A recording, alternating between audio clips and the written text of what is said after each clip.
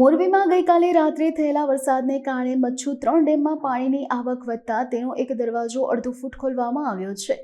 હેઠવાસમાં આવતા મોરબી અને માળિયા તાલુકાના કુલ 21 ગામોને એલર્ટ કરવામાં આવ્યા છે।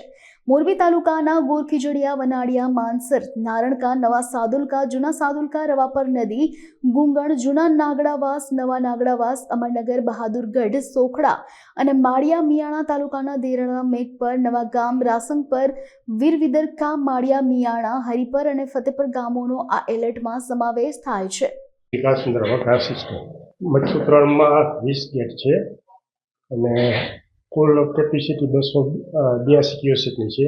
અત્યારે હાલ 237 એમસીએફથી ડેમ ભરેલ છે રૂલ લેવલ મુજબ। અને ઉપરવાસમાં રાત્રે વરસાદ હોવાથી મોડી રાત્રે એક દરવાજો 1 ઇંચ ખોલેલ અને પાણીની આવક વધતા 4 વાગે એક દરવાજો અડધો ફૂટ ખોલેલ છે। એમનો પ્રવાહ છે 446 ક્યુસેક। અને મોરબી તાલુકા અને માળિયા તાલુકાના નીચવાસના ગામો 21 જેટલા ગામો આવે છે તેમને જાણ કરેલ, ડેમના પાટિયા ખોલેલ ત્યારે જાણ કરેલ